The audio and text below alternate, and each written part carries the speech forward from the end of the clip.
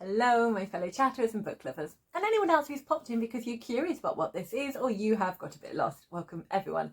I'm Chatty, this is my channel, Chatty the Mad Chatter, and I'm going to be chatting away madly about my stats for April. So I'm going to be talking through what my plans were for April, what I eventually ended up reading, and looking into things like what age range those books were, what genre, am I reading more global authors, am I hitting my goals? Because I just find that all quite satisfying. Even if I don't meet them, I just still find it quite interesting. So I'm going to be going through that, and I'm also going to be telling you about one of the books that I realised I missed off talking about when I did my April wrap up. So go and get yourself a brew and enjoy me for a fun chat about stats. And I will end up by telling you what was my least favourite book of the month and my favourite.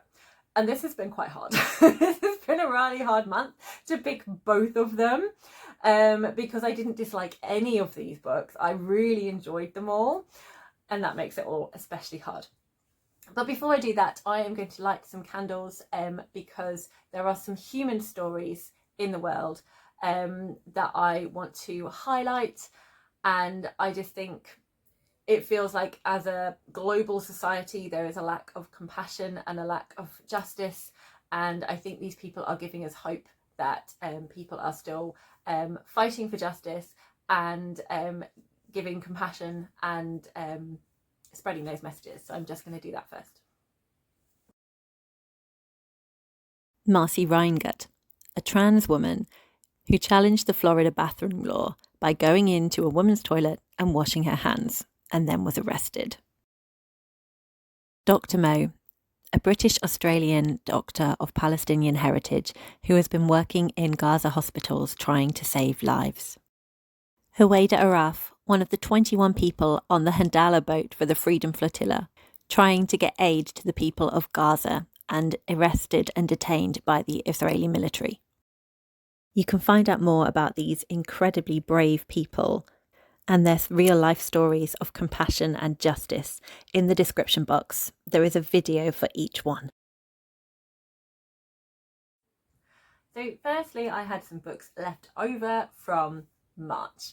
A couple of books that I was in the middle of reading, and a few that I had as part of my TBR for middle grade March. So I had Royal Assassin by Robin Hobb, which I had started in March and read some of, but then I was starting to feel a little bit stressed out in April, and I knew what was happening. This is a reread for me, and I knew what happens in here, and I couldn't take the double stress of heart-pounding stuff in reading and also dealing with a lot of stuff that was kind of busily going on during April. So I made a decision to just pause Royal Assassin, so I didn't pick this back up in April, and this moved on to May. However, I did continue to read Wearing My Mother's Heart, slowly making my way through this poetry collection by Sophia Thaker, and I did finish this in April. These three... Whoop, that worked, didn't it? Right, just stand there, please. There we go. These three books were all my leftovers from middle grade March. So that's When the Stars Are Scattered, which is a middle grade graphic novel by Victoria Jameson and Omar Mohammed. And this was also the Reading Around the Globe pick for March and April. So it's kind of okay that I kind of moved it over to April. This was, I think, my prompt for going on a journey or travelling. I can't remember exactly which one the prompt was, but it definitely fits that because the boys have made a journey to the refugee camp, and even within the refugee camp there is travel around the refugee camp. So yeah, so I did read this one in April, so yay! I do still need to watch the live show that Jack and Katja did around this book, but I'm waiting until I'm in a space where I can just concentrate on that, and I can, because I know I'm going to want to comment, and I can just happily give myself all that commenty time. So I still haven't watched that yet, but I am looking forward to it when I get there. I then have Onyeka and the Heroes of Dawn. This was the book which was for series, so continuing a series or starting a new series. This is by Tola Okaguru, and it is the third book in the Onyeka and the Academy of the Sun. And I did finish it in April, so that was good. And then I had Inkbound. This was another one to do with travel that I had in there because it does involve travelling to the ink world. And there's lots of different types of travel as far as I understood when deciding to have the book for the prompt. This is by Philippa Lethley, and it's a book that I've highly anticipated. It's a debut novel, it's a new fantasy series. It's Inkbound, Meticulous Jones and the Skull Tattoo. But I didn't quite find the right moment in April. I think because I had a lot of buddy reads that I then needed to prioritise, and I wanted to make sure I read When Stars Are Scattered within the final month, and I wanted to finish off a series, so it just wasn't Inkbound's time, so this one moved over to me. Okay, now looking at the book game I did for April. No, not yet. So I had more plans for April. So also within April, I had Transgirl April that I wanted to read for, and I wanted to pick a mixture of a non-fiction kind of information giving book, a memoir and a fiction story. So I chose What's the Tea by Juno Dawson, which is basically talking about all things trans and how like the history and what it's like to be trans, how you can be a better ally, all those sorts of things. And I did read this in April. I then had the memoir Not Just a Tomboy by Caspar J. Baldwin, and this one I also read in April. And then my fiction book was Pet by Akweki Emeze, and I did read this one in April. So then I had 3 buddy reads. The first one being The Girl Who Kept the Castle by Ryan Gowden. The one of the book that we were reading for this month for the Middle Grade Readers' Choice Awards 2024. We're trying to read the top 5. And yes, I did read this one in April. And then I'm doing the Mog Along with people from my Discord. And this is the rereading the Morrigan Crow books we've read, ready to finish off, because Silverborn was released this year, finally, after 5 years of waiting. And yes, I did read Nevermore in the month of April. I then had a buddy read with the lovely Emily from Novell Novels. We both wanted to read 8 Lives of a Century-Old Trickster. And we both felt it was going to be really heavy and it was going to be really good for us to read it together, which it absolutely was. It was so joyous being able to talk to her about it, being able to commiserate with her about it. So yes, I did read this one as well. 8 Lives of a Century-Old Trickster was also my chosen book to read for Charlie Brooke Reed's Books for Bowel Cancer Readathon. And this book managed to tick off all of the 5 prompts. Red on the cover, less than 400 pages, a book I'd been putting off because it's quite heavy, and also a book that's outside of my normal genre of reading. So with all these planned, I felt like I wasn't going to be able to squeeze a whole lot in. So I decided with my July TBR game, I was going to do a tea and taste. If you're interested in my July TBR game, not July, we are July, but this is April because I'm that far behind. If you're interested in my April TBR game, because maybe you're just someone that enjoys a TBR game, I have put it in the description box so you can see all of that happen in real time if you'd rather do that. I'm now going to reveal what I actually got. So the idea was that I was going to do 4 roles, and out of those 4 books, I would choose one, doing a little bit of a tea and taste, reading the first chapter, seeing what mood I was kind of in, to pick the book that I wanted to read as a possibility along with all of these. So the first one I got was the Gender Pioneer Pickup. I had this book out of the library called Gender Pioneers, which looks at lots of different people in history that could have a trans identity. And the person I got was, I can't remember their surname, but they were called Victor. And he had a very, very varied life. So for me, I pulled varied from his story and his picture. And I went with a 5 worlds graphic novel book. This is the third one in the series called The Red Maze, because we have a variety of worlds, we have a variety of characters, we have a variety of different species of sentient people and a variety of adventure. So there was a lot kind of going on in this one. So that was the one I chose for this. For actually we put it on there. Then I had the TBR tin, and I pulled 2 books from the TBR tin because I pulled 2 out at once and I couldn't work out which one I wanted to read.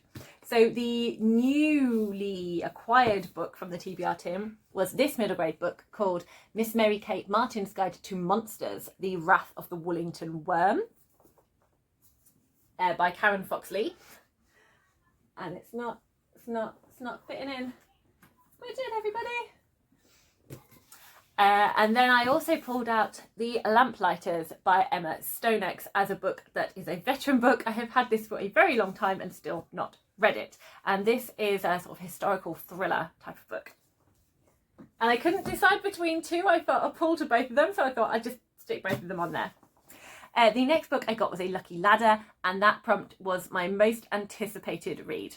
And I had literally just got in the post a book I ordered because I finished the Daevabad trilogy and desperately needed to get my hands on The River of Silver by Shannon Chakraborty, or S.A. Chakraborty, which is a collection of short stories that fit into the Daevabad trilogy. So I could not wait to read this one, so it made sense that this one went in that spot. And then finally I got Roll Away, where I choose 6 different prompts and a dice decides which prompt I get. And that was to read a well-loved author. So, and this one it's not necessarily an author I've read loads of their books.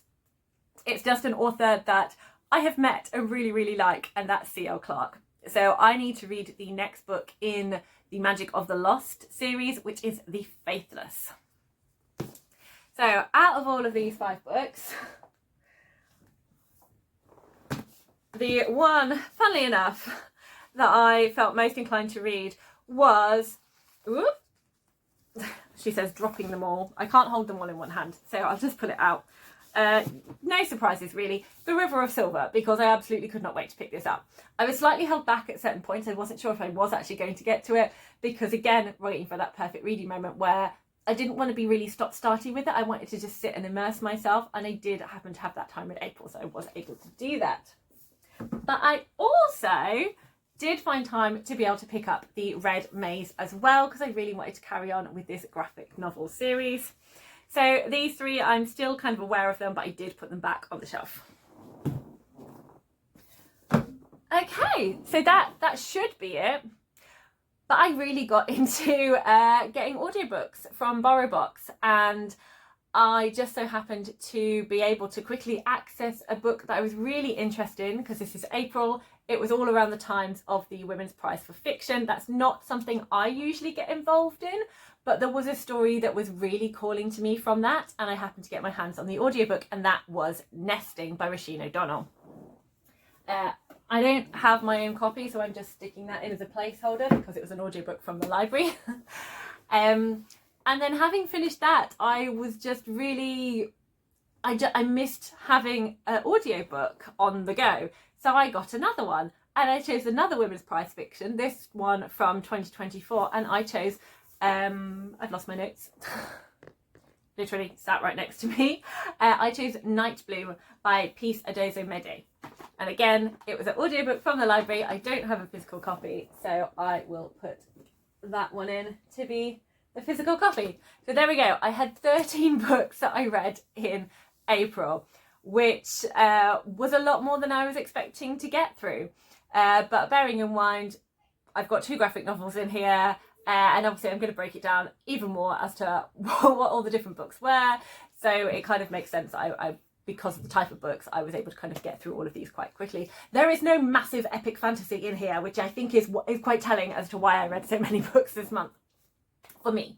So yeah, so I'm now going to go into all of the stats. I'm going to have some tea first because I've been talking quite a lot and my mouth is quite dry. Just very basic tea today, just some regular PG tips. But it's a really nice temperature. It's actually like hot, not just the acceptable side of warm. Okay, now I need my notebook. Okay, I'm going to start off by talking about the sizes. And again, I think this is quite telling as to why I was able to get through so many. So my first book, and I didn't even read all of it in April, is an ant-sized book. I have the poetry collection Wearing My Mother's Heart. I have 5 mouse-sized books. I have 5 mouse-sized books, and that is a book that is above 150 pages, the ant being 150 or below, but under 300 pages. And that is 2 graphic novels. I always count graphic novels as mouse-sized because they have less text. So that is When Stars Are Scattered and The Red Maze, What's the Tea, Pet, and The River of Silver. So technically, Not Just a Tomboy is a mouse, but to me it felt much more in the next size category, because if you look at the, let me get it. If you look at the typesetting for Pet, for example, and then you look at the typesetting for Not Just a Tomboy, there is a lot more words per page, and it definitely felt bigger than a mouse. So I'm counting it as a goat. So I have 7 goat-sized books. On Yake and the Heroes of Dawn, The Girl Who Kept the Castle, Nevermore, 8 Lives of a Century-Old Trickster, Not Just a Tomboy, Nesting, and Nightbloom. So now looking at genre, I have 4 fantasy books: Nevermore, The Girl Who Kept the Castle, Onyeka and the Heroes of Dawn, and The River of Silver. Onyeka could also be, it's kind of like sci-fi fantasy, so it could fit into either category. I've got a couple of other ones that are kind of a bit difficult to categorise. But yeah, fantasy is still the highest genre. Surprisingly, the next highest genre was non-fiction. So I have 3 non-fiction, 2 of which are memoirs. So that's When Stars Are Scattered, What's the Tea, and Not Just a Tomboy. I then have 1 poetry collection, which is Wearing My Mother's Heart. I have a historical novel, which is 8 Lives of a Century-Old Trickster. And I have 2 contemporary, which are both of the audiobooks, Nesting and Nightbloom. You could put aspects of Nightbloom more in historical, because it's kind of like it talks about them as children then as adults, but I think it fits much more in the contemporary genre better. And then finally I have 2 sci-fi. I have Pet and I have The Red Maze. Again, Pet could also be classified in the fantasy genre, but because Pet is very much a utopia, and I feel that's the kind of bigger theme of it, more so than the fantastical element of a portal with this, for want of a better word, magical creature monster coming through. I feel it fits much more into sci-fi because it's got that utopia dystopia aspect.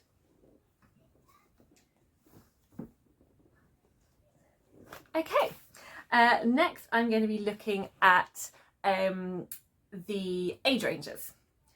So I have 2 books that were YA. That is Pet and What's the Tea. I then had 5 middle grade books. These are almost nicely together there. Funnily enough, all the fantasy.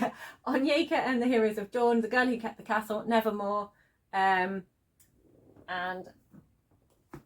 5 Worlds, The Red Maze, and then When Stars Are Scattered were all middle grade.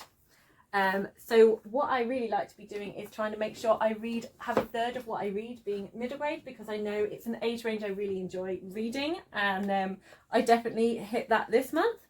So the remaining 6 books are adult books.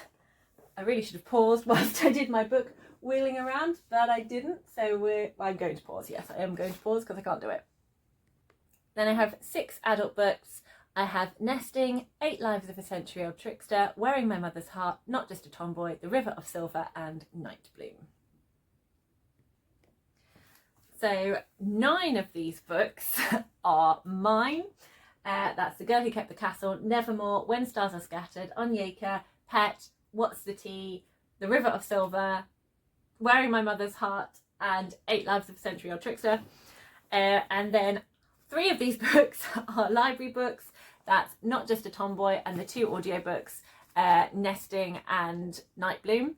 And then 1 book I borrowed from my Mad Much Hair, and that is the 5 Worlds book, The Red Maze. So in terms of format, I read 2 graphic novels, When Stars Are Scattered and 5 Worlds.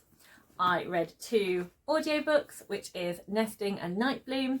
I read 1 poetry collection, Wearing My Mother's Heart, and I read 1 collection of short stories, which is The River of Silver. So that means I have 7 books, which are physical novels, 8 Lives, What's the Tea, Pet, Onyeka, Not Just a Tomboy, Nevermore, and The Girl Who Kept the Castle. 2 books were rereads, that is Nevermore and When Stars Are Scattered, and the other 11 books were new to me books. I am then looking at series. So with series, I'm mainly kind of thinking in terms of ones that I'm actually going to be tracking. So for example, I'm not including The River of Silver in this because it's a collection of short stories. It's like an add-on to the series rather than fully part of the series. So I had already classed the David Bard trilogy as finished, so not thinking about that one. I technically started 2 series, so that's The Girl Who Kept the Castle and Nevermore. However, there is only 1 book currently out with The Girl Who Kept the Castle, which is this one. So technically I'm up to date with this series. So that's kind of parked and finished for now, until October when the next book comes out. I did finish a series. I have now finished the Onyeka series. This was the final book. I think there could be potential for more, but it does feel like the series has not ended. And I progressed with the 5 World series. There are 2 more books to read. Now I've read The Red Maze. I know Pet is part of a duology that is a prequel, but I very much feel that's something I can kind of pick up whenever. It's not really something I'm going to be logging and tracking, so I'm not counting it. So really, that's 1 series started, 1 progressed, 1 up to date, and 1 finished.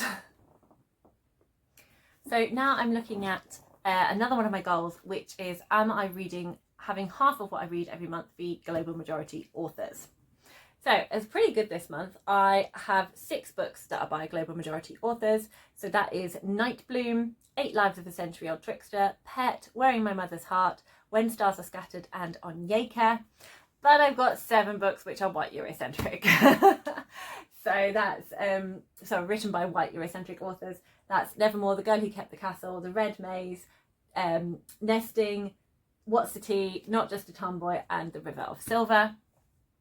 So I shouldn't have carried on and read the Red Maze. Then I would have hit that goal. But I really wanted to read The Red Maze, so it doesn't matter. I just like to be reflective.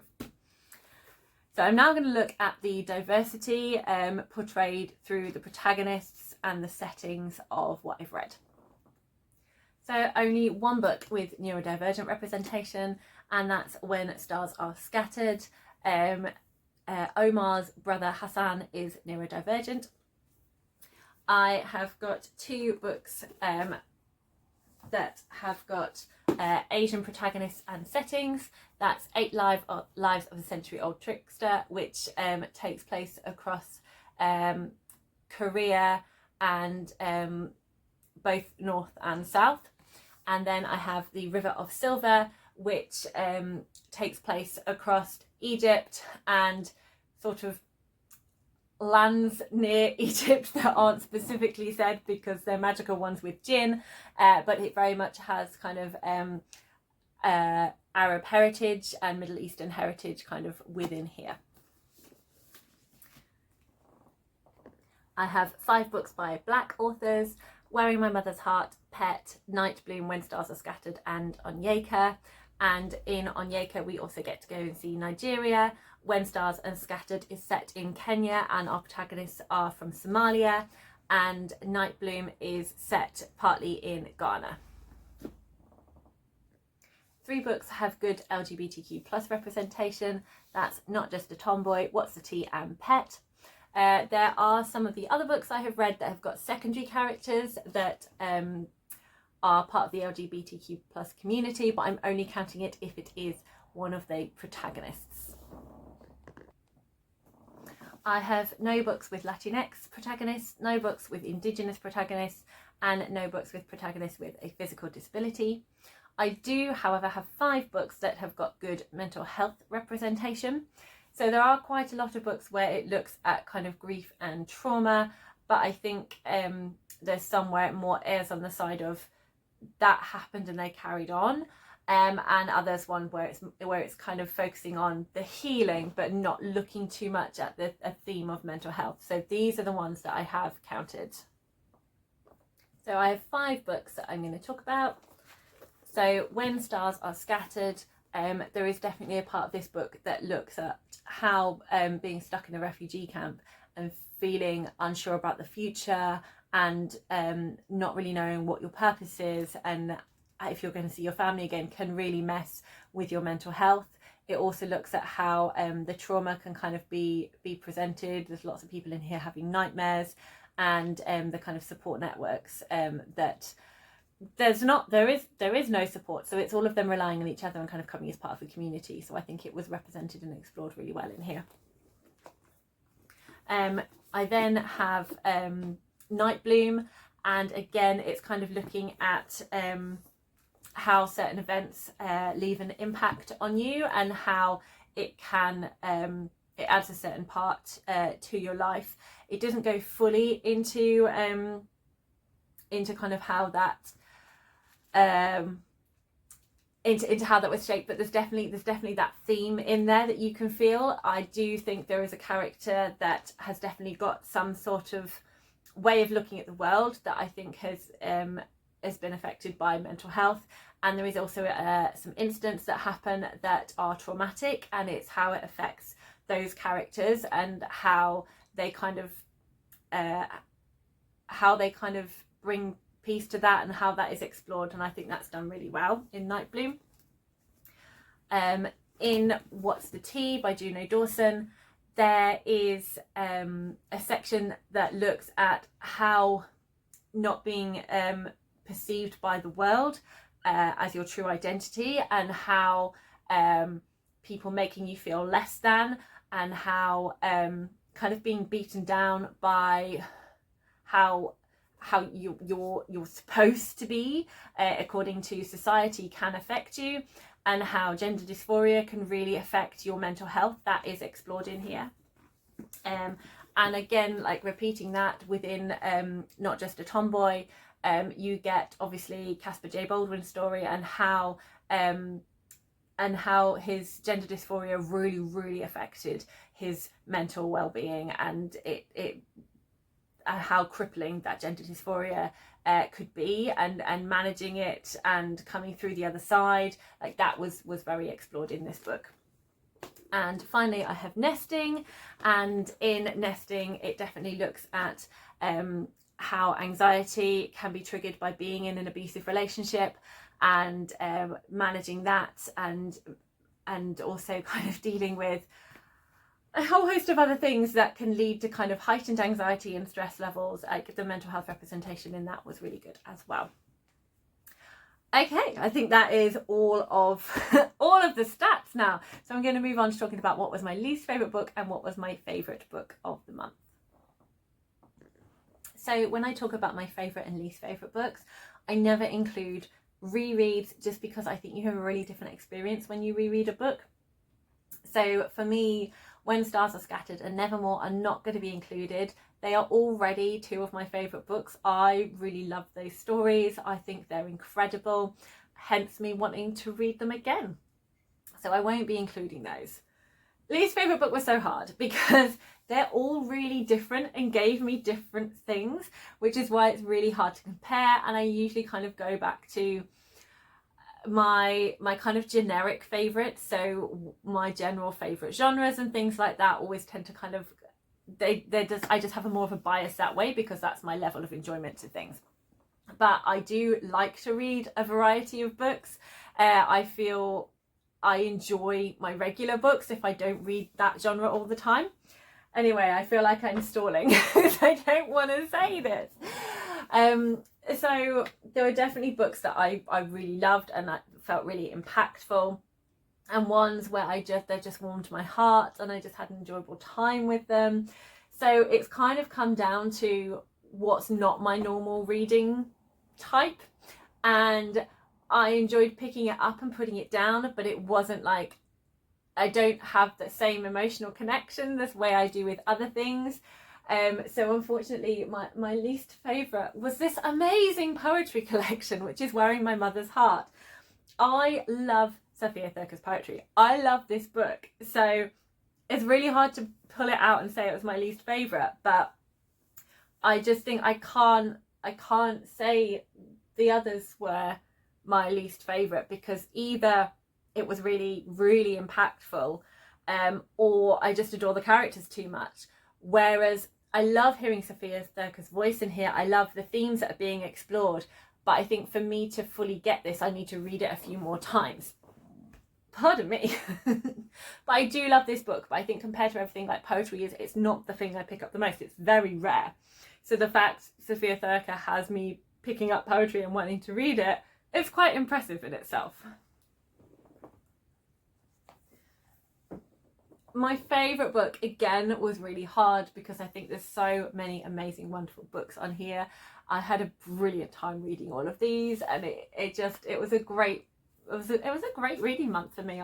I really enjoyed the range. It really kind of helped that mixture of me just continuing to read. So, but I've got two favourites. I've managed to pull it down to two.